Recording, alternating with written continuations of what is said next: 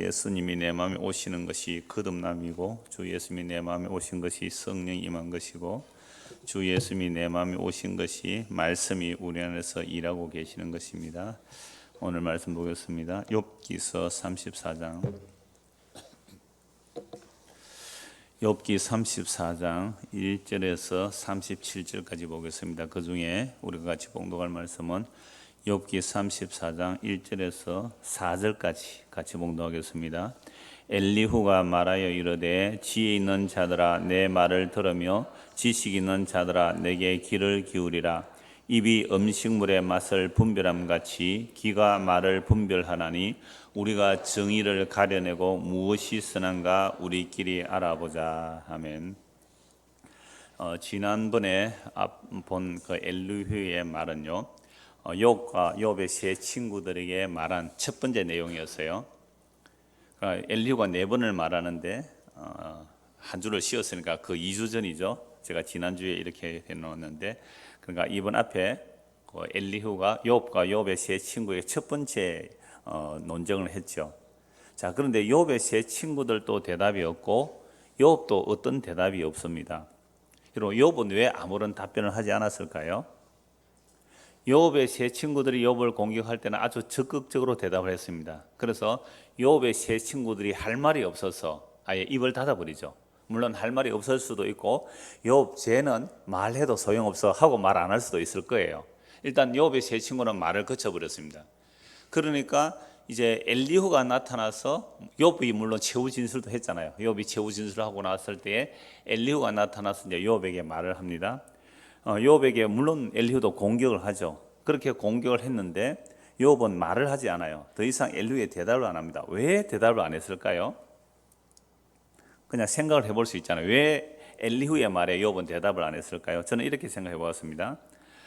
엘리후 네 말도 지금까지 욥의 세 친구 한 말과 별 다를 바 없어. 그러니까 대꾸할 가치가 없어. 이렇게 대답 안 할 수도 있잖아요. 또 어떤 분은 이렇게 보기도 해요. 엘리후의 말이 너무나 맞는 말이거든요. 그러니까 욥의 세 친구보다 훨씬 고난의 이해가 깊어졌다 그랬잖아요. 그러니까 욥의 세 친구들은 너는 죄를 지었까 이렇게 재앙이 왔다 이렇게만 해석을 했잖아요. 세 명이 다. 그런데 엘리후는 어떻게 해석합니까?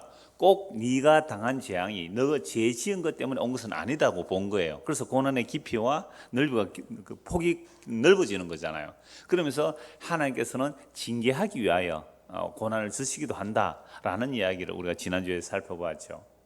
그러니까 이 엘리후의 말이 너무 합당하기 때문에 욥이 대답을 못했다 이렇게 보는 사람도 있습니다.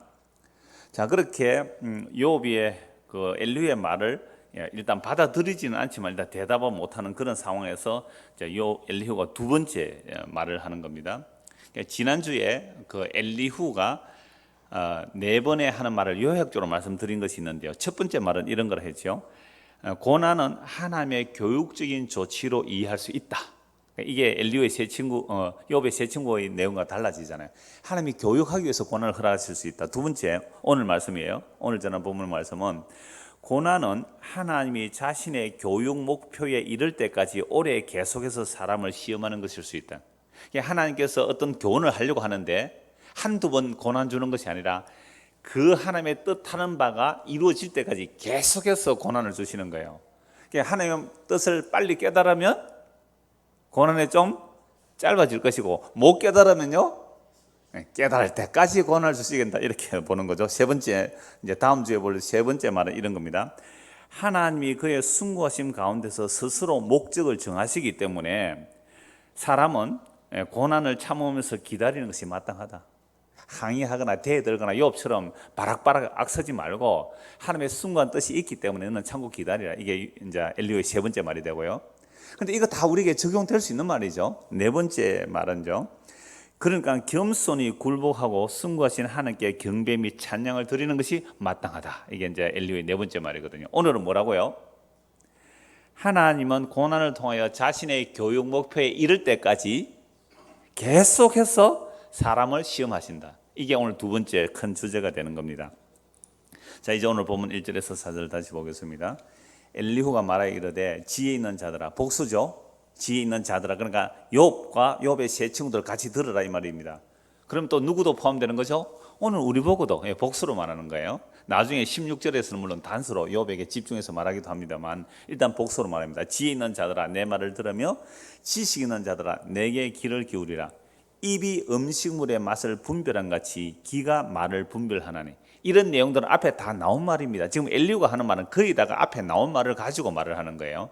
욥의 세 친구들이 욥을 공격할 때는 너가 죄를 지어서 이런 재앙을 당한다라고 아예 없는 것을 지어내서 막 욥을 공격했잖아요. 그런데 엘리후는 달라요. 공격하는 것이. 욥이 네가 죄를 지어서 이런 재앙을 당한다 그 말을 하는 게 아니라 욥이 고난이 오래되니까 원망을 하잖아요. 하나님께. 우리는 어렸을 때 욥 설교를 들으면 욥은 하나님 원망 안 했대요. 그건 1장만 본 거잖아요. 1장 2장만 본 거잖아요. 근데 3장 4장 넘어가면 욥이 어떻게 해요? 원망을 쏟아놨거든요. 자기 생일을 저주한다니까요. 나 차라리 안 태어났으면 좋겠다. 이건 누구 원망하는 거예요? 자기를 만들고 태어난 하나님 원망하는 거 아닙니까? 이거 원망한단 말이에요. 근데 우리는 욥이 원망을 했다 원망을 했다. 아무리 봐도 욥은 원망을 많이 했어요. 욥은 원망 되게 합니다. 하나님하고 지금 한판 맞짱 뜨고 있는 게 욥은.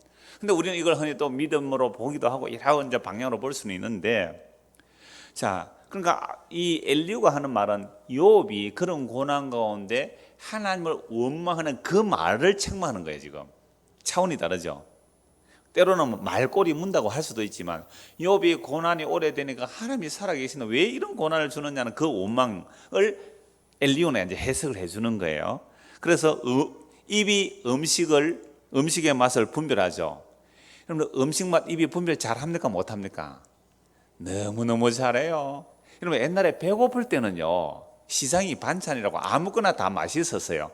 그냥 오늘날 먹고 배부르니까요 입맛이 얼마나 까다롭는지요. 사람들이 식당에 상남동 이렇게 한번 가보면요 얼마 전에 있던 식당이 없어졌어요. 옛날에 그 자작나무라고 월남산 8,000원짜리가 있었어요. 먹을만 했거든요. 그래서 몇 달 만에 가보니까 세상에 그건 없고 돼지국밥집이 돼 있더라고요. 그래서 그냥 오긴 했는데, 그러니까 사람들의 입맛이 얼마나 미묘하고 예민한지 몰라요. 전에 제가 서문학의 부목사님 한 분 중에 아직 목사 안수는 안 받았는데 그분이 사실은 보고만에 교제하는 몇 사람들 가운데 한 사람이에요. 그래서 좀 얘기할 일이 있어서 도청 앞에 점심 때 만났기 때문에 식사하러 가자 해서 갈비탕 집에 갔거든요. 딱 가니까 한 팀이 있더라고요. 한 팀이 있어서 식사를 했는데 와, 내나고 그렇게 맛없는 갈비탕 처음 먹어봤어요. 제가 다시는 그 집에 가기 싫더라고요. 그러니까 우리가 배고플 때는 정말 배만 채워지면요 우리는 그때는 질이 문제가 아니고 뭐가 문제였어요? 양이 문제였잖아. 많이만 주세요 그랬는데 세상에 이 배가 부르게다 입맛이 얼마나 까다로울지 몰라요. 그러니까 욥의 세 친구들과 엘리후와 이 사람들은 입맛이 까다로울까요? 까다롭지 않을까요? 까다롭겠죠. 예, 부자였잖아요. 다들 부자였어요.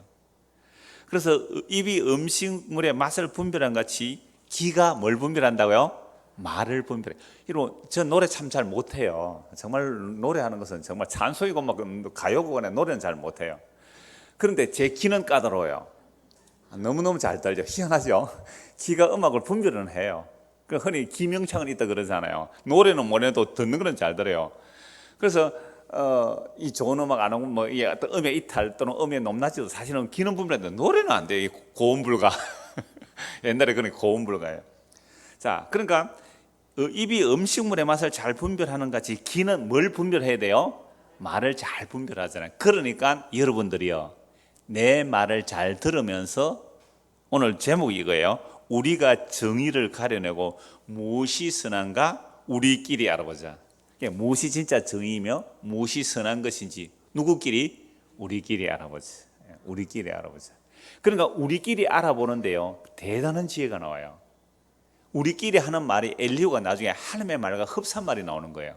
그래서 엘리후의 말을 자연스럽게 연결시켜서 하나님의 말씀으로 보는 자도 있단 말이에요. 왜? 엘리후의 말이 너무 하나님의 말씀과 흡사하거든요. 이 나중에서 끝에 가서 또 찾아보겠습니다. 일단은 우리끼리 알아보자는 거죠. 우리끼리 한번 알아보자 해서 이제 엘리후가 말을 시작을 합니다. 5절입니다. 욥이 말하기를 내가 의로우나 하나님이 내 의를 부인하셨고 내가 정당함에도 거짓말쟁이라 하였고 나는 허물이 없으나 화살로 상처를 입었노라 하니. 이건 누가 한 말이에요? 욥이 한 말이죠. 예, 너무 잘 읽었어요. 수요일 날 들어오신 분은 이런 말씀을 딱 보면서 이것은 앞에서 누가 한 말이라고요? 욥이. 그리고 욥이 한 말을 가지고 누가 공격해요? 엘리후가 공격하는. 그러니까 욥, 니 전에 이런 말 했지. 내가 의로운데 하나님은 나의 의를 어떻게 해요? 부인해 버렸다. 그러면 나는 재앙을 당한다 이거죠. 근데 욥의 세 친구들이 뭐라고 공격했습니까? 너는 죄를 지었기 때문에 이런 재앙이 온다. 아니다. 나는 그런 죄 지은 적 없다. 내가 의로운데 하나님이 나를 부인했다. 내 의를 부인했다. 내가 정당함에도 거짓말자이라고 하나님이 하셨고 나는 허물이 없는데 하나님이 화살로 나를 쏘았다 라는 말을 네가 했지 이 말입니다. 지금 엘리후가 네 전에 그런 말 했잖아. 자, 라고 하면서 7절에 어떤 사람이 욥과 같으랴. 욥이 비방하기를 물 마시듯 하며 악한 일을 하는 자들과 한패가 되어 악인 관계에 다니면서 이르기를 사람이 하늘을 기쁘게 하나 무익하다는구나. 욥의 말이 결국 이런 말이 다 뉘앙스가 있었잖아요. 내가 죄 지은 것도 없이 이런 고난을 당하니까 도대체 하나님이 있다면 왜 이러십니까? 하나님 대답 좀 해보세요. 나는 전혀 이런 악을 행하지 않았다라고 하나님께 대던 그 일을 이제 엘리후가 욥에게 이제 공격을 하는 거예요. 그래서 욥의 세 친구들은 욥의 재앙을 보고 욥이 지은 죄가 있어서 이런 재앙 왔다고 하지만 엘리후는 어떻게 공격한다고요? 그 고난이 깊어지 보세요. 여러분 사람도 마찬가지거든요. 오랜 병에 효자 없다 그런 말이 하듯이 이런 고난도 자꾸만 깊어지면요 원망이 나와요. 짧게 고난이 끝나버리면 원망 조금 하다가 말겠지만 욥처럼 이렇게 오랜 기간이 얼마인지는 모르잖아요. 우리가 이렇게 오랜 기간 동안 고난이 가중되면 원망이 나오기 마련이에요. 그래서 우리가 이미 욥기를 보면서 쭉 살펴보았습니다만은 욥기에 욥기를 압축한 내용이 사실 시편 73편과 같은 내용입니다. 우리 안 찾아봐도 잘 알잖아요. 시편 73편 보면 이 아삽의 시인데요. 아삽이 실족할 뻔했대요. 하나님이 살아계신다면 어떻게 악한 자가 형통하고 의인이 고난받는가? 하나님 과연 살아계신 거 맞아요? 그걸 너무너무 고민했어요. 그런데 시편 73편 한 편 안에 해결이 나와요 바로. 그래서 그렇게 고민하다가 어디에 갔습니까? 성전에 갔다는 거죠. 성전에 가서 답을 들어버렸죠. 악인은 심판받는다는 겁니다. 결국 악인은 심판받는다. 그 얘기를 듣고 하나님, 만약에 내가 하나님의 그 말씀을 듣지 못했다면 나는 정말 실족할 뻔했습니다. 내가 참 어리석습니다. 나는 참 짐승 같습니다 라는 말로 이미 답이 나와요. 시편 73편은 악인의 형통과 의인의 고난에 대해서 답을 바로 얻는단 말이에요. 그런데 또 한 곳이 있어요. 하박국 선지자. 하박국 선지자는 역시 똑같은 고민을 해요. 하나님이 살아계신다면 악인이 벌을 받고 의인이 형통해야 되는데 어떻게 악인이 형통하고 의인이 고난을 받습니까? 이러니까 율법이 해이해지지 않습니까? 해이하다는 말이 알죠? 정신이 해이하다. 정신 똑바로 안 차리면 정신이 해이하다 이러잖아요. 율법이 해이하게 되었습니다. 그래서 사람들은 율법도 안 지키지 않습니까? 악을 행하는 데가 형통하고 의인이 고난을 받는다면 내가 손을 깨끗이 씻어가면서 하나님의 말씀대로 순종하며 살 이유가 없지 않습니까? 나는 차라리 악을 행하겠습니다. 사람들이 그러지 않겠습니까? 여러분 이런 내용들이 성경에 많습니까? 적습니까? 굉장히 많이 나와요. 굉장히 많이 나와요. 말라기서도 나오거든요. 내가 하나님을 기쁘시게 하면 뭐하겠습니까? 악인이 형통한데. 성경 곳곳에 이런 내용이 나와요. 그러니까 하나님을 의심할 만한 거예요. 그러니까 이런 의심도 결국은 인과율이에요. 하나님께서 재앙을 내릴 때는 죄를 지었고 재앙을 내린다. 그럼 나는 그런 죄를 안 지었고 열심히 하나님께 착하게 바르게 살았는데 재앙이 내려온다. 복을 못 받았다. 이러면 이것도 인과율적으로 보는 거거든요. 이런 질문에 대해서 성경은 곳곳에서 이러한 생각들을 무너뜨리는 내용들이 굉장히 많이 나타나는 겁니다. 하나님은 우리가 이해하고 판단할 수 있는 그것보다 훨씬 더 크고 넓은 거예요. 훨씬 더 크고 넓단 말이에요. 어저께 어떤 분이 문자가 왔어요. 제가 아는 목사님이 목사님 구원은 단번에 일어났는데 왜 베드로 사도는 구원에 이르도록 자라가라고 한 것입니까? 라고 얘기해요. 그래서 제가 이렇게 말했어요. 구원이라는 것은 예수 그리스도의 십자가로 단번에 일어난 건 맞습니다. 그런데 그 구원의 넓이와 길이와 높이가 깊이가 얼마나 엄청난지. 그래서 에베소서 바울 사도는 뭐라고 해요? 그 높이와 넓이와 길이와 넓이가 어떤지 알아가라 그랬거든요. 저는 흔히 이렇게 설명을 해요. 바울 사도가 예수 그리스도의 십자가를 통하여 구원을 알았다는 것을 직접 계시를 받았으니까 어마어마하게 넓겠죠. 어마어마하게 넓단 말이에요. 그러니까 예를 들어서 바울 사도가 알게 된 그 구원의 넓이, 높이, 깊이, 길이라는 것은 직경 한 1km, 직경 1km 넓이라 그러면 처음 예수 믿고 구원에 이르렀다 하는 사람은 직경 몇 미터 될까요? 5cm? 그 정도밖에 안 될게요. 직경 한 1m? 그죠? 직경 1m? 여러분, 어린아이라는 것은 집 밖에 나가기를 두려워합니다. 어린아이일수록 그래요. 그래서 우리가 시골에 자라도 마찬가지고 도시도 마찬가지인데, 도시에서 자기 집 골목 나가는 정도, 어린아이 때는. 근데 조금 크면 어디를요? 동네 한 바퀴 정도 지경이 넓어져요. 아이가 좀 자라면. 어른이 되면요, 다른 동네도 가잖아요. 그것도 구원과 마찬가지. 우리가 하나님의 은혜에 구원할 때 사실은 어떤 사람은 직경 1m 안에 노는 수가 있잖아요. 이 직경 1m 안에. 여기에 전부일까요? 여기 전부일까요? 아니요. 1m가 아니에요. 10m가 아니에요. 100m가 아니에요. 1km도 넘어요. 하나님의 사랑은 무궁해요. 그런 의미에서 자라라는 개념이지, 예수 믿고 나서 내가 점점 괜찮은 사람으로 만들어가는 그런 자람은 아니다 이 말입니다. 그래서 시편 73편에서 하나님 어떻게 악인이 형통하고 의인이 고난받습니까에 대한 질문은요, 악인은 반드시 벌 받는다라는 것으로 대답을 얻어요. 그런데 하박국 선지자도 동일한 질문을 했을 때 하나님 뭐라고 대답하세요? 그러므로 의인은 믿음으로 살아라, 이거예요. 악인이 형통하고 의인이 고난받는 이 세상에서 어떻게 살아야 됩니까? 왜 하나님이 살아계시는 이렇게 둡니까? 라고 했을 때 내가 반드시 심판을 한다. 그러나 더딜지라도 너희는 기다려라. 그래서 의인은 어떻게 산다고요? 믿음으로 사는 거예요. 그러니까 우리가 이 땅에서 믿음으로 산다는 게 뭘까요? 이 세상이 멸망하는 그날까지 어떤 모습으로 이 세상은 돌아간다고요? 악인은 형통하고 의인은 고난받는 삶이에요. 그러니까 사람들은 내가 이렇게 깨끗하게 살면 뭐해? 손을 씻고 정결하게 살면 뭐해? 나도 악을 행하고야 말겠어 라고 다 뿔뿔이 그렇게 가더라 이 말이에요. 그러니까 믿음으로 사는 거예요. 모든 사람들이 다 악을 행하는데 혼자 악을 안 행하면 그건 바보 같잖아요. 그래서 제가 주일학교 수업할 때 이런 예도 종종 듭니다만은, 여러분 신호등이 있어요. 어떤 뭐 신호등이 고장이 났는지 어떤 신호가 안 바뀌어요. 모든 사람 다 건너가요. 한참 기다려 안 기다리면 다 대충 차 놓으면 우리 건너가잖아요. 그런데 어떤 애는 혼자 기다리고 있는 거죠. 신호가 바뀔 때까지. 그럼 사람들이 뭐라 그래요?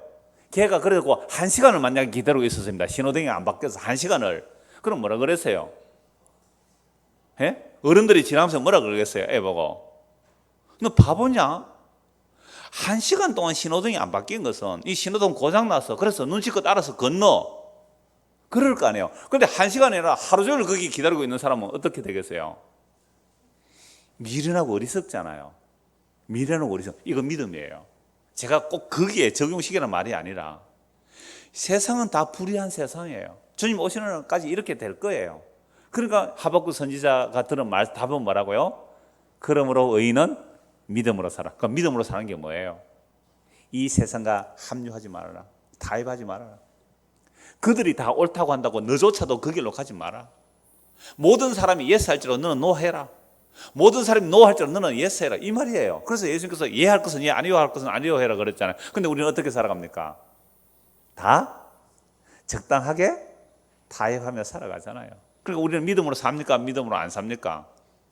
여러분 진짜 우리가 믿음으로 살면 고난을 받아가 벌써 죽든지 파산을 당했든지 어떻게 됐을 거예요. 전부 다 적당하게 타협하고 사는 겁니다. 저는 거의 뭐 대동소이할 거예요. 그래서 하박국 선지자는 악인의 형도 의인의 고난에 어떻게 살아고요? 믿음으로 살아라. 자, 그래서 이 욥기는 하박국 선지자나 또는 시편 73편은 빨리 답을 얻습니다. 물론 하박국 선지자가 답을 얻었지만 그것은 믿음으로 살라고 하는 것이기 때문에 뭐 죽을 때까지 믿음으로 살아야 되는 것밖에 답이 안 됩니다. 자, 그런데 이 욥기는 정말로 길지요. 성경의 내용도 길고 논쟁도 깁니다. 그러다 보니 욥은 정말로 오랫동안 고난이 깊어지면서 원망과 불평이 나올 수밖에 없습니다. 그래서 욥의 그러한 말을 엘리후가 지금 책망을 하는데요. 그래서 엘리후의 말에 대한 해석이 둘로 나누어지는데, 엘리후도 욥의 세 친구들과 마찬가지로 보는 견해가 있고, 그래서 엘리후는 욥의 세 친구들보다 더 냉혹하게 말한다라고도 봅니다. 그런데 소수는 엘리후가 하나님의 정의로움과 선하심을 전한다고 보는 거예요. 우리는 지금 두 가지 다 같이 보고 있어요. 엘리후가 과연 욥의 세 친구의 선에 서는가, 아니면 정말 하나님 편에 서서 하나님을 변호하는 그런 선지자 역할을 하는가, 이 두 가지를 같이 살펴보는 거예요. 10절입니다. 본문 10절에서 15절. 그러므로 너는 총명한 자들아 내 말을 들으라. 하나님은 악을 행하지 아니하시며 전능자는 결코 부지를 행하지 아니하시고 사람의 행위를 따라 갚아서 각각 그의 행위대로 받게 하시나니 진실로 하나님은 악을 행하지 아니하시며 전능자는 공의를 굽히지 아니하시느니라. 누가 땅을 그에게 맡겼느냐, 누가 온 세상을 그에게 맡겼느냐. 그가 만일 뜻을 정하시고 그의 영과 목숨을 거두실진데 모든 육체가 다 함께 죽으며 사람은 흙으로 돌아가리라. 피조물 주제에, 흙으로 된 만들어진 사람 주제에 하나님께 따질 수 있느냐 이 말입니다. 하나님은 절대로 악을 행하거나 전능자는 결코 불의를 행하지 않습니다. 우리 다 이거 인정하지 않습니까? 그래서 사람의 행위를 따라 갚으신다. 이 말씀 좀 우리가 복음을 들어왔기 때문에, 만약 하나님께서 사람의 행위를 따라 갚으신다면 그 앞에 설 자가 없는 것이죠. 이건 이제 구약의 어떤 엘리의 한계로 볼 수 있지만, 그러나 하나님은 공의대로 행하신다는 것은 옳은 말씀이에요. 그래서 악을 행하지 아니하시며 하나님은 전능자는 공의로 굽히지 아니하신다는 겁니다. 자, 그러함에도 불구하고 어떤 사람이 좀 억울한 일이 있다고 할지라도 누가 하는 게 따지겠느냐 말이에요. 땅을 우리가 하는 게 맡긴 겁니까? 온 세상을 우리가 하는 게 맡긴 겁니까? 아니잖아요. 하나님이 주인이세요. 그래서 하나님께서 뜻을 정하시고 그의 영과 목숨을 거두어 가신다면 모든 육체가 다 함께 죽고 사람은 흙으로 돌아간다. 이거 어디서 나오는 말씀이에요? 아담이 타락하고 난 이후에 너는 흙이니 흙으로 돌아가라. 누구도 여기에 항의를 못해요. 뭐 욥 아니라 그 누구라도 너는 흙이니 흙으로 돌아가라. 여러분, 엘리후가 얼마나 대단한 말씀을 선포하고 있는 거예요. 우리도 다 똑같아요. 하나님께 항의를 할 수 없는 거예요. 이런 말씀이 이사야에 나오는데 한번 같이 찾아봅시다. 이사야 40장 한번 찾아보시죠. 이사야 40장 12절에서 17절 말씀입니다.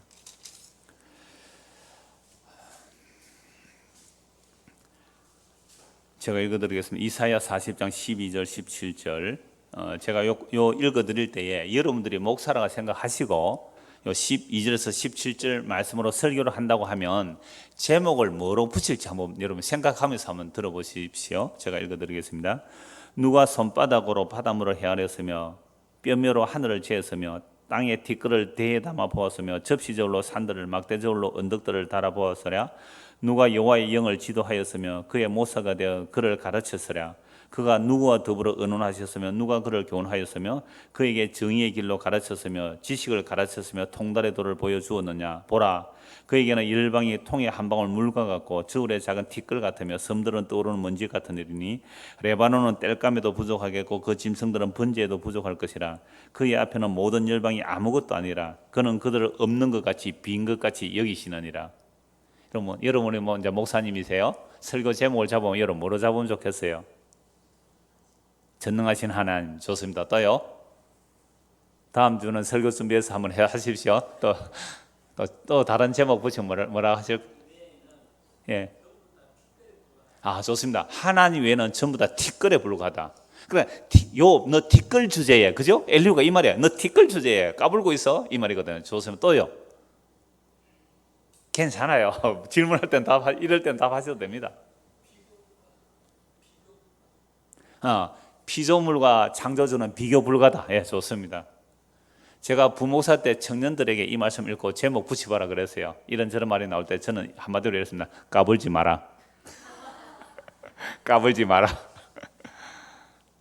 그러니까 이스라엘 백성들이 바로 이어지는 말씀은, 왜 이사야서는 이 말씀을 하냐면 하나님을 우상으로 만들어 세우는 거예요. 그래서 사람들은 우상에게 절하니까 어떻게 하나님을 우상과 비길 수 있냐 이 말입니다.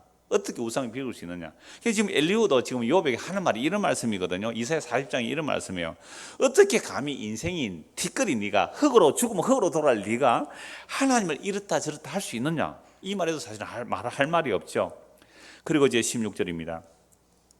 16절에서 단수가 되죠. 1절에서 15절까지는 복수가 돼요. 16절에서 만일 내가 하고 단수가 되죠. 그러니까 욥에게 이제 집중해서 더 말하는 겁니다. 16절에서 20절까지 만일 내가 총명이 있거든 이것을 들으며 내 말소리에 귀를 기울이라. 정의를 미워하시는 이시라면 어찌 그대를 다스리시겠느냐. 의롭고 전능하신 이를 그대가 정치하겠느냐. 그는 왕에게라도 무용지물이라 하시며 지도자들에게라도 악하다 하시며 고관을 외모로 대하지 아니하시며 가난한 자들 앞에서 부자의 낯을 세워주지 아니하시나니 이는 그들이 다 그의 손으로 지으신 바가 됨이라. 그들은 한밤중에 순식간에 죽나니 백성은 떨며 사라지고 세력 있는 자도 사람의 손을 빌리지 않고 재검을 당하느니라. 하나님의 전능하심, 통치가 완벽하다는 거예요. 하나님은 정의롭게 행하신다는 겁니다. 그래서 하나님의 그 정의를, 하나님께서 정의를 미워하시는 분이라면 어떻게 세상을 통치하겠느냐 이 말이에요. 의롭고 전능하신 이를 그대가 정지하겠느냐. 그러니까 욥이 지금 한 말이 뭐 하나님이 살아계시면 어떻게 나같이 착한 사람 벌 주느냐 이런 원망을 했기 때문에 지금 엘리후가 그렇게 말하는 거예요. 하나님이 정의로운 분이다. 의롭고 전능하신 이를 네가 정지할 수 있느냐 이 말이에요. 그 하나님은 왕에게라도 무용지물이라 하시며 지도자들도 악하다 하시고 고관을 외모로 대하지 아니하시고 가난한 자들 앞에서 부자의 낯을 세워주지 아니하시나니 이는 그들이 다 그의 손으로 지으신 바가 됨이라. 여러분 사실 부자와 가난한 자 있으면 우리가 중간에 있습니다. 우리는 누구 편 좀 들어줍니까? 저는 약자 편을 주로 듭니다. 별로 원하지 않는. 저 시골에 살 때도 그랬어요. 아이들 이렇게 패가 나눠지면요, 저는 항상 약자 편에 섰어요. 우리 동네 가서 물어보십시오. 그래 약자 편에 서지더라고요. 그런데 하나님은 부자라고 가난한 자들 앞에 낯을 봐주지 않더라 이 말이죠. 하나님은 부자와 가난한 자를 동일하게 지으셨잖아요. 근데 우리는 부자를 좀 낯을 봐주는 편이에요. 사실은 부자는 낯을 좀 약하고 소외받는 자들을, 사회적 약자를 좀 누르는 현상들이 대한민국에 팽배합니까? 팽배 안 합니까? 팽배하죠. 그러니까 하나님은 그런 하나님이 아니라는 거예요. 왜? 부자와 가난을 동일하게 지으신 분이기 때문에. 그래서 가난한 자를 학대하는 자는 누구를 학대하는 거예요? 하나님을 학대하는 것이고, 가난한 자에게 구워주는 자는 누구에게 구워주는 거고요? 하나님께 구워주는 거라고 말씀하잖아요. 그래서 하나님은 고관대작이라 할지라도 한밤중에 순식간에 죽을 수 있다는 거예요. 백성은 떨며 사라지고 세력 있는 자도 사람의 손을 대지도 않았는데도 사라지게 하시는 분이 하나님이라는 겁니다. 그래서 이런 하나님의 통치는 절대로 불의한 것이 없다라는 말씀을 하는 거죠. 21절입니다. 그는 사람의 길을 주목하시며 사람의 모든 걸음을 감찰하시나니 행악자는 숨을 만한 흑암이나 사망의 그늘이 없느니라. 하나님은 사람을 심판하시기에 오래 생각하실 것이 없으시니 세력 있는 자를 조사할 것이 없이 꺾으시고 다른 사람을 세워 그를 대신하게 하시느니라. 그러므로 그는 그들의 행위를 아시고 그들을 밤사이에 뒤집어 엎어 흩으시는도다. 자, 하나님께서 심판을 하실 때에 오래 시간을 끌 필요가 없다고 합니다. 왜 그렇습니까? 하나님은 전지하시고 전능하시잖아요. 시편 139편에 의하면 우리의 앉고 일어섬을 아시고 우리의 마음의 생각을 다 아시는 거예요. 우리의 일거수일투족을 다 아시는 거예요. 오늘 오전부터 지금까지 뭐 했는지 다 아신다는 거예요. 저는 여러분들 몰라요. 뭐 하셨는지, 뭐 하다가 오셨는지 몰라요. 어젯밤부터 오늘까지 무슨 일이 있으면 우리는 몰라요. 그런데 하나님은요, 여러분이 어제 어디 주무셨는지, 앉고 일었은가 그 마음의 생각 계획을 다 아세요. 그러니까 하늘 꼭대기에 올라가도 거기 하나님 계시고 바다 끝에 가도 그 하나님 계시고 음부에 가도 하나님 계신다는 거예요. 피할 데가 없는 거잖아요. 그러니까 하나님께서 우리를 심판하실 때는 시간이 필요 없어요. 너 지옥, 너 천국 이러면 끝나는 거예요. 거기에 뭐 변호사가 나와서 조사하고 검사가 조사하고 이거 필요 없어요. 여러분 세상의 재판은 어떻습니까? 형사소송이든 민사소송이든 제대로 재판해서 뭐 상소하고 항고하고 해서 대법원까지 가서 검찰 제대로 수사해서 결론 내려면 몇 년 걸려요? 짧게는 3년, 길게는 5, 6년도 걸리잖아요. 법원에서 기각시켜버리면 아예 소송도 올라가지도 못하잖아요. 그래서 세상의 재판은요 오래 걸려요. 오래 걸리면서 결국은 뭐 전관 예우니 하면서 힘있고 강한 자들이 항상 유리한 재판의 판결을 받아요. 변호사도 못 쓰고 힘도 백도 없는 사람들은요, 그냥 아예 뭐 법원에 가지도 못하잖아요. 이러한 세상인데 하나님은요, 탁 보면요, 시간이 필요 없어요. 다 하시는데요. 다 하시는데요. 변명이 필요 없잖아요. 나중에 주님 오시는 그날에 우리를 책 보시고 어떻게 해요? 구구절절히 뭐 자기의 이력을 보고하거나 자기 변명할 이유가 있어요, 없어요? 없어요. 책 보면 압니다. 이미 우리를 지으신 분이세요. 그런 하나님의 판단을 네가 불의하다고 하겠느냐? 이 건방진 놈아? 이제 엘리가 이렇게 말을 하는 거죠. 26절입니다. 예.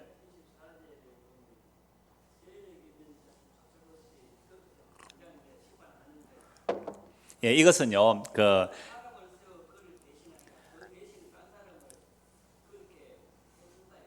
이것은 하나님께서 심판하시는데, 예를 들면 바벨론 왕이라도 어떻게 해요? 아하수에로 왕이라도 하룻밤에 죽이시고 다른 사람을 세우신다, 이 말씀이에요. 그러니까 하나님께서 심판하시는 일에, 이 말씀만 이제 질문하시는 이유는, 그러면 악인을 죽이고 또 의인을 세우는가, 그런 차원이 아니고, 하나님은 어떤 고관대작이라도 하룻밤 사이에 뭐 해버려요? 죽일 수 있고 심판할 수 있는 거예요. 나라조차도 하루 사이에 무너뜨릴 수 있고 세울 수 있는 거잖아요. 그 말씀을 하시는 거예요. 자, 20절, 그러므로 그는 그들의 행위를 아시고 그들을 밤 사이에 어떻게 해요? 뒤집어 엎어버리는 거죠. 26절입니다.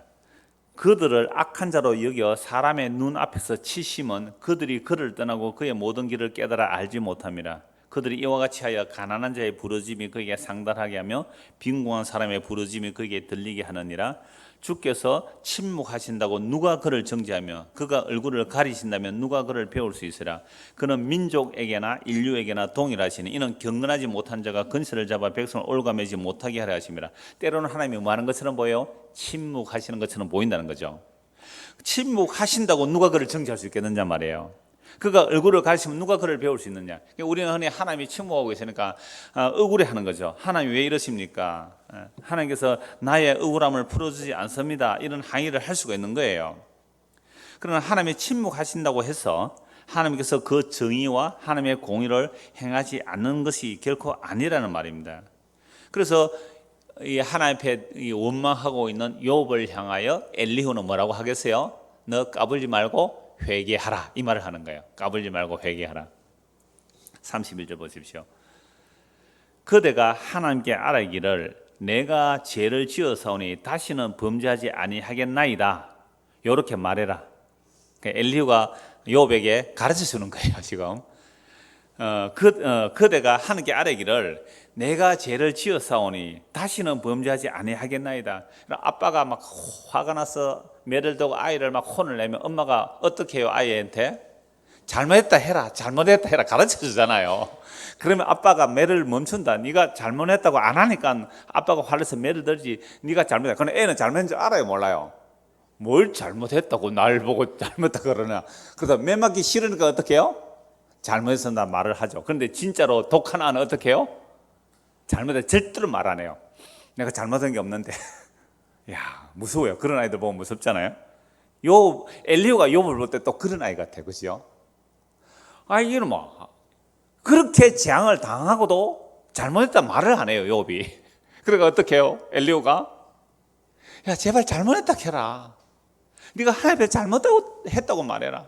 물론 엘리후 마의 욥 친구들도 그랬잖아요. 너 회개 잘못했다 그래 하나님. 그러면 내 시작은 미약해서나 내 자식 자꾸 얘기를 현재 회개를 강요하는 거예요.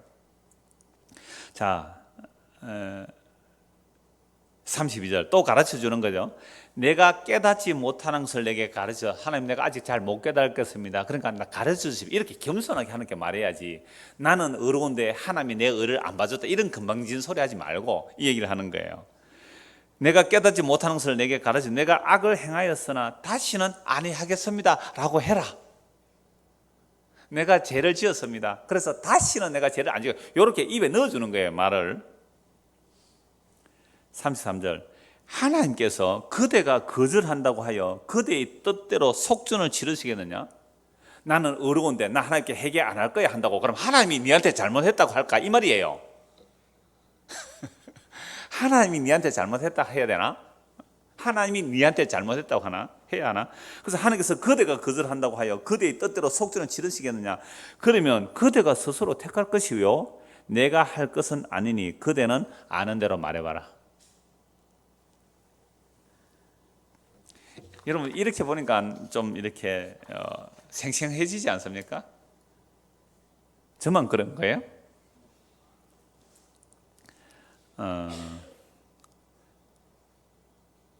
욥의 고난은 우리가 1장부터 지금까지 살펴왔지만 욥의 세 친구들이 체험한 것처럼 인과율적인 고난이 임한 것은 아닙니다. 그렇죠?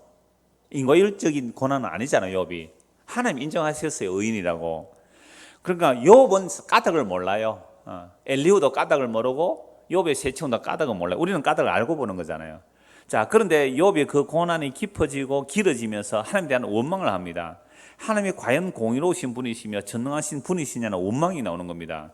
물론 이러한 부분까지 하나님을 신뢰하기에 나오는 표현이다. 이런 것도 우리가 앞에서 살펴보았습니다. 그러나 욥이 고난을 받으면서 이렇게 말한 부분은 욥 자신도 인과율에서 벗어나지 못하고 있어요.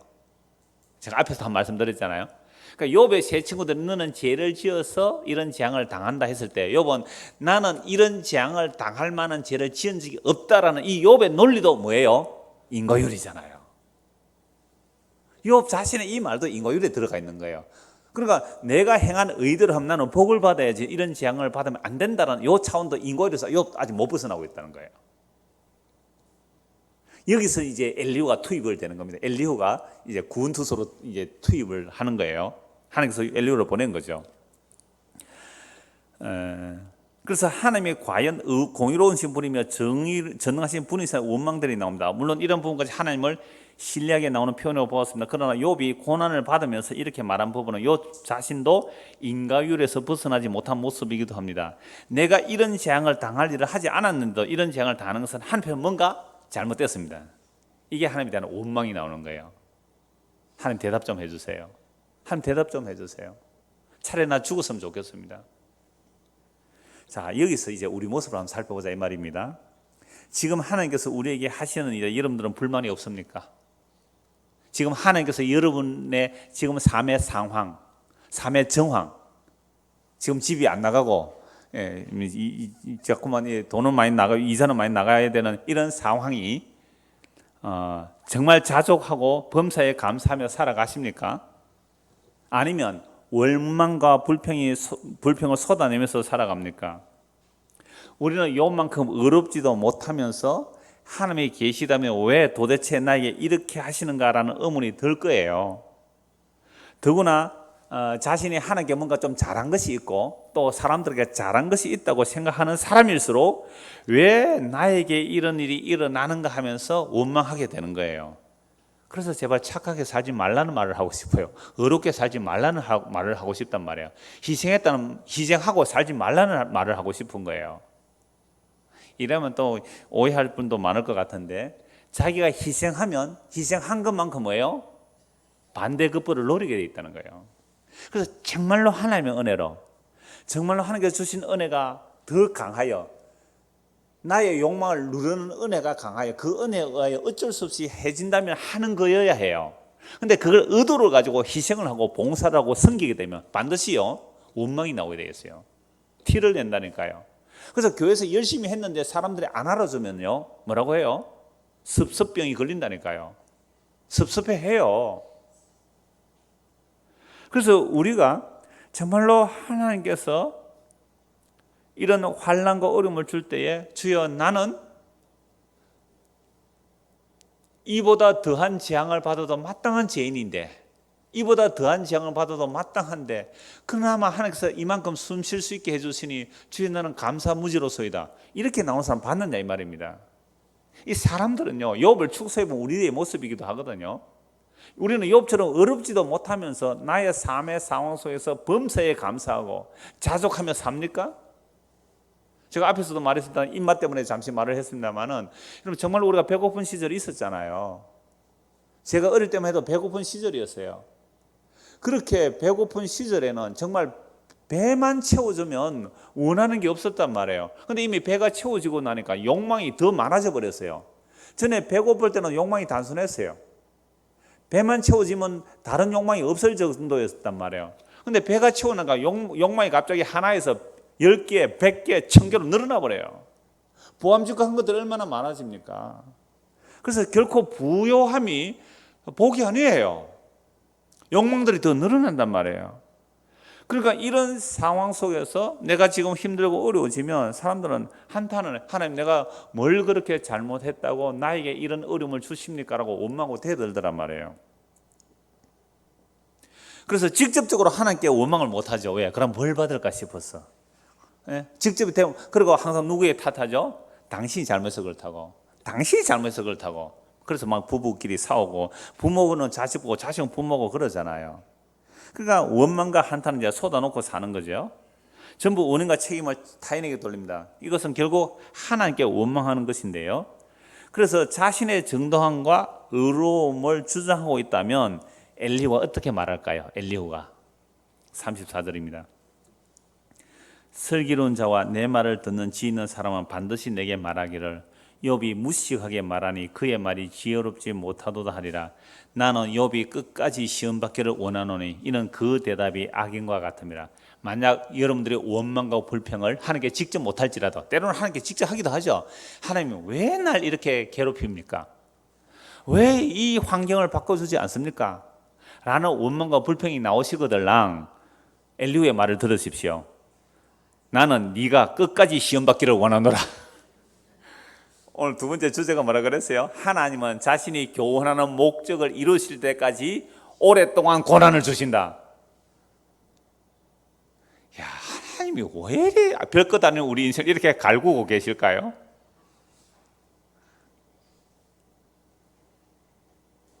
나는 욥이 끝까지 시험 받기를 원하노니 이는 그 대답이 악행과 같음이라. 그가 그의 죄에 반역을 더하며 우리와 올려 손뼉을 치며 하나님을 거역하는 말을 많이 하는구나.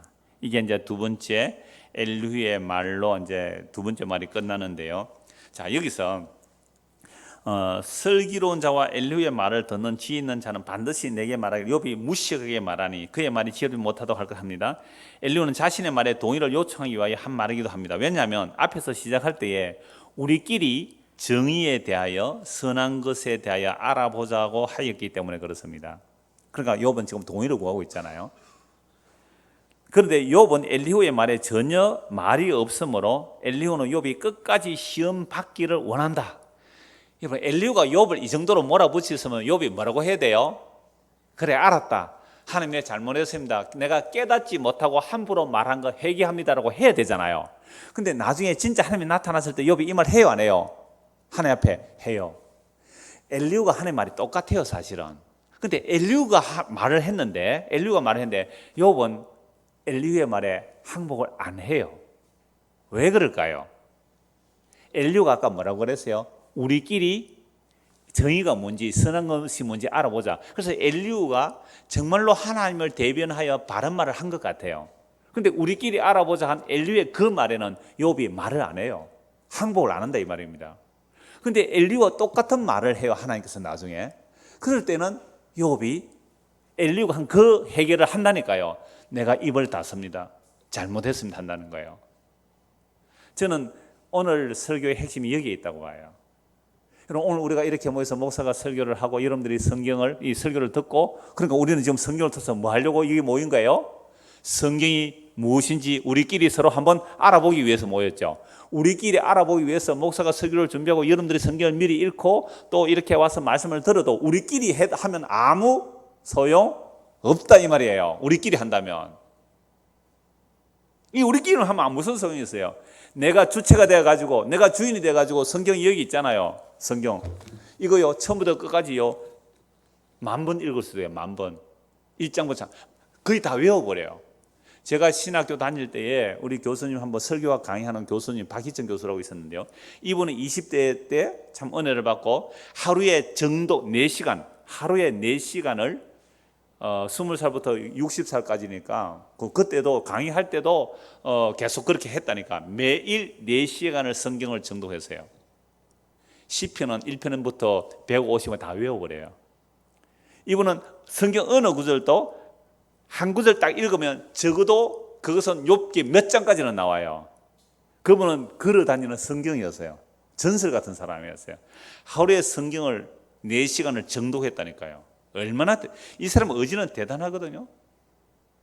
그래서 그분에게 우리 설교 강의를 들었을 때에 우리가 성경을 보는 것이 자기가 하루에 4시간씩 성경을 읽으면서 40년을 성경을 읽어도 성경이 거대한 태산이라면 자기는 겨우 손톱으로 스크래치 낸 정도밖에 성경을 모르겠다고 했거든요. 그러니까 그러면서도 어떤 부분은 참 성경을 바르게 설교할 때 이렇게 예를 들면 안 됩니다. 이건 잘못된 그분의 설교학 책이 있어요. 그러니까 온갖 잘못된 예화를 들 때 그건 성경적이 아니라고 비판하는 거 참 도움이 많이 돼요. 근데 이분이 어떤 경우에 있어서는요, 전혀 복음적이지 않은 내용을 전하는 게 있어요. 내가 깜짝 놀랐어요. 와, 성경을 하루에 4시간씩 40년을 읽어도 복음적이지 않은 설교를 할 수가 있구나. 왜 그럴까요?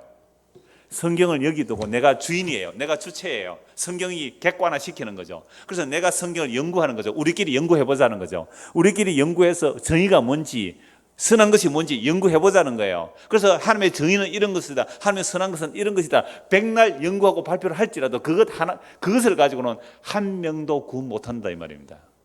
그럼 어찌해요? 하나님의 말씀이 우리에게 찾아오셔야 되는 거예요. 말씀이 살아서 우리 안에 오시지 않고는요, 어떠한 완벽한 논리로 그 사람을 공격해도 절대로 그 사람이 항복 안 합니다. 아무리 성경을 잘 알고 성경을 외우고 완벽하게 앞뒤 논리 맞게 전해도 아따 예수쟁이 말은 잘한다 하고 가지 항복 안 해요. 저는 오늘 말씀에 이 엘리의 말에서 저는 핵심적인 결론을 이걸로 봐요.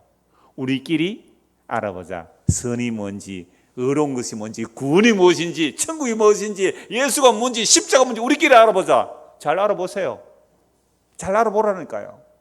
그래서 완벽하게 이론을 가지고 완벽하게 결론을 해석을 다 내렸다 할지라도 그건 구원과 아무 상관없단 말이에요. 와, 정말 깜짝 놀랐어요 저는. 사실 이 결론은 오늘 오후에 나왔어요. 오전부터 끙끙거리다가 이 도대체 무슨 말씀을 전할까 하다가 우리끼리 알아보자. 아무리 완벽한 이론을 가지고 엘리후가 욥을 공격해도 욥은 항복 안 해요. 똑같은 말을 하는 거 한번 찾아봅시다. 정말로 엘리후의 말과 하나님의 말이 똑같은지 한번 찾아보자는 거예요. 그러니까 이 38장 36장부터요 엘리후가 말을 하는데 이렇게 하죠.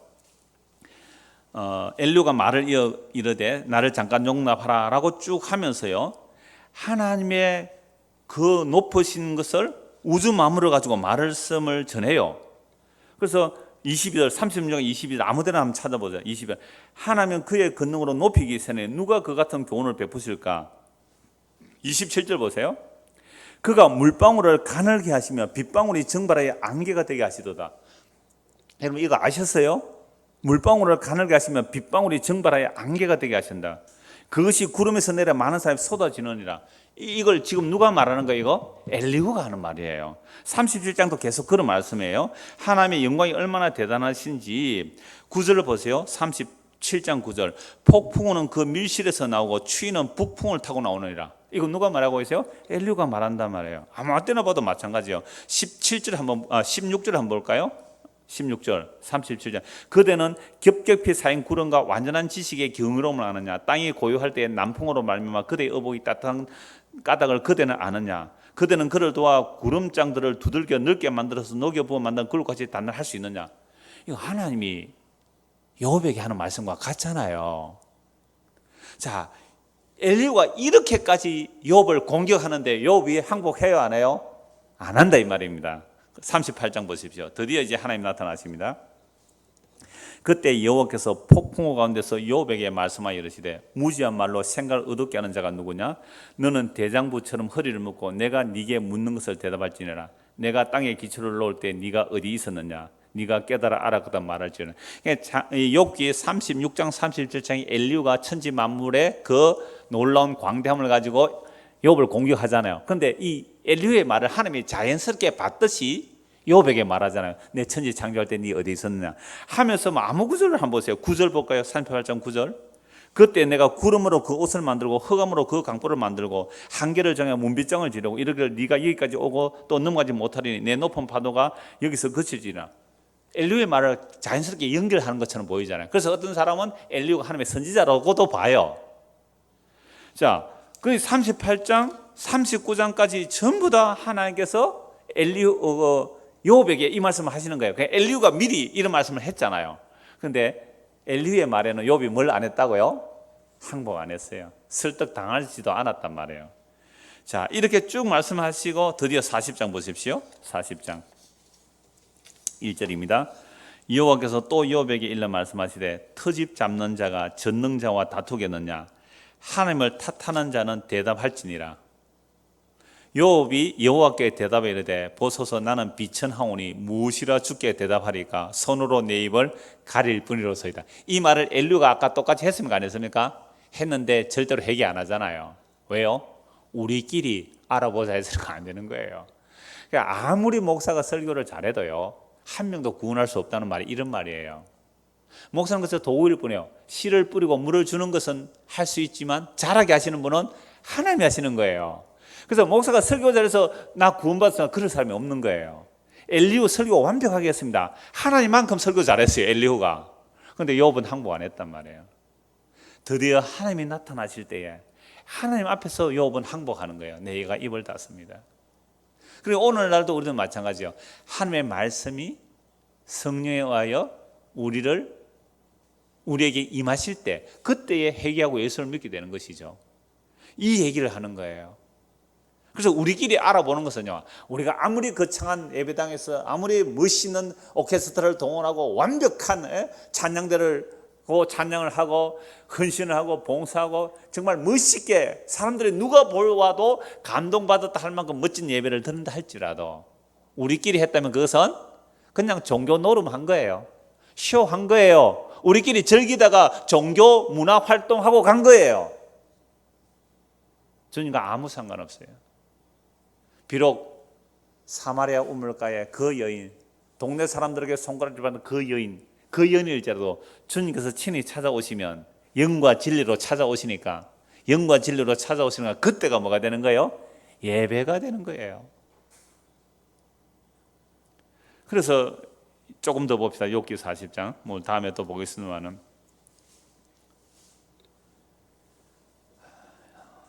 4절에 5절 내가 한번 말하여 싸운 적 다시는 더 대답하지 아니하겠사옵니다. 그때 여호와께서 폭풍우 가운데서 욥에게 일러 말씀하시되 너는 대장부처럼 허리를 묶고 내가 네게 묶였으니 내게 대답할지니라. 네가 내 공의를 부인하려고 네 의를 세우려고 나를 악하다 하겠나. 이거 누가 앞에서 말했어요? 엘리후가 그대로 말했잖아요. 네가 하나님처럼 능력이 있느냐, 하나님처럼 천둥소리를 내겠느냐. 그래서 8절 이 말씀과 그러니까 욥 너가 하나님이죠. 욥 네가 내 공의를 부인하려고 네 의를 세우려고 나를 악하다고 하겠나. 이 말을 아까 누가 했다고요? 엘리후가 그대로 했잖아요. 엘리후가 한 말이 욥에게 똑같이 한 말을 그렇게 했어요. 욥 네가 의롭다고 그 16절 보십시오. 16절. 자, 욥에게 직접 하는 말이 그거잖아요. 16절도 있고 앞에서 나오죠. 34, 5절에도 나옵니다. 5절부터 보죠. 34, 5절. 욥이 말하기를 내가 의로우나 하나님이 내 의를 부인하셨고 내가 정당함에도 거짓말쟁이라 하였고 나는 허물이 없으나 화살로 상처 입었노라 한다. 엘리후가 욥에게 한 이 말을 지금 누가 하고 계세요? 하나님이. 욥 네가 의롭다고 나를 악하다고 하느냐라는 이 말을 누가 똑같이 했어요? 엘리후가 했음에도 불구하고 욥은 항복하지 않았단 말이에요. 그래서 저는 이 말씀을 보면서 굉장히 자유하게 됐어요. 괜히 과음 지를 필요가 없구나 내가. 여러분 들으세요. 정신 차리세요. 잠 깨세요. 좀 보세요. 집중하세요. 이렇게 안 해도 되겠구나. 그냥 조용하게 말씀만 전하고 가면 되겠구나. 저는 자유를 했어요. 오히려. 그렇구나. 그래서 우리끼리 모여서 무슨 일을 하고 무슨 성경 공부를 하고 금식을 하고 철을 하고 무슨 이때는 짓이라고 하면 좋겠죠. 무슨 짓을 다 해도 주님께서 말씀하시고 주님께서 우리에게 오시지 않으면 허사다. 그러므로 우리가 하나님의 말씀을 듣는다는 것은 내가 여기 있고 말씀 저기 있으니까 말씀을 파악해서 그 말씀을 나의 소유물로 만들면 전부 가짜. 이거는 종교예요. 하나님의 말씀이 살아서 우리에게 찾아오셔야 돼요. 그럼 어떻게 될까요? 욥처럼 회개합니다. 주여, 내가 아무것도 모르고 까불었습니다. 아무것도 모르고 까불었습니다. 내가 입을 닫고 회개합니다. 이렇게 되는 거예요. 그래서 바울이, 이사야 선지자가 하나님 앞에 뭐라고 말했습니까? 하나님의 말씀 앞에 두렵고 떠는 자를 하나님께서 권고하시려니와 돌보시려니와 소를 잡아 바치고 양을 잡아 바치는 것은 오히려 우상에게 절하는 것과 똑같다 그래 버렸잖아요. 그래서 오늘 우리가 하나님의 말씀 앞에 두렵고 떤다는 것은 미련하고 어리석은 예수의 십자가, 그 앞에서 두렵고 떠는 거예요. 그게 바로 하나님의 말씀을 받은 자예요. 그 앞에서 입을 닫는 자예요. 십자가 앞에서 내 의가 다 날아가야 돼요. 예수의 십자가 앞에서 지가 잘했다고 생각하는 그것들이 다 배설물이요, 해로운 것이요, 똥으로 여겨져야 예수님의 십자가 앞에 말씀을 듣는 자들이에요. 그런 자들은 더 이상 다른 거 할 말이 없어요. 예수 그리스도 그분의 십자가에는 잘할 것이 없는 자, 그게 입을 닫은 자들이잖아요. 뭘 자기 잘한 게 있어요? 뭘 대단한 걸 했다고요? 그 의가 다 날아가 버리고 주께서 십자가로 나를 의롭게 하시고 거룩하게 하시고 구원해 주시는 그 예수 그리스도의 십자가 외에는 달리 자랑할 것이 없는 자들, 이게 주께서 말씀을 우리에게 찾아온 자들의 공통된 고백입니다. 이 은혜가 저와 여러분에게 임하기를 간절히 소원합니다. 기도하겠습니다. 하나님 아버지, 엘리후가 가장 완벽하게 하나님의 말씀처럼 욥에게 공격하였을지라도 욥은 항복하지 않았습니다. 드디어 하나님 나타나셔서 말씀하실 때 비로소 욥은 입을 닫고 회개하였습니다. 오늘 우리도 사람의 지식과 사람의 지혜로 증거되지 아니하고 오직 주의 성령께서 말씀으로 우리에게 역사하셔서 예수 그리스도의 십자가 앞에 입을 닫을 수 있는 그런 은혜의 사람이 되도록 우리에게 은혜를 베풀어 주시옵소서. 수많은 기독교 사이트들에서 우리만이 진리라고, 이것이 옳다라고 얼마나 많은 사람들이 주장합니까? 그러나 그런 것들은 다 우리끼리 알아보는 우리끼리의 일들일 뿐입니다. 오직 주의 성령께서 말씀으로 우리에게 임하시고 주께서 우리 안에 역사하심으로 십자가 앞에 무릎을 꿇는 믿음의 사람이 되도록 날마다 은혜를 다하여 주시옵소서. 예수 그리스도를 받들어 기도드리옵나이다. 아멘. 자유롭게 기도하도록 하겠습니다.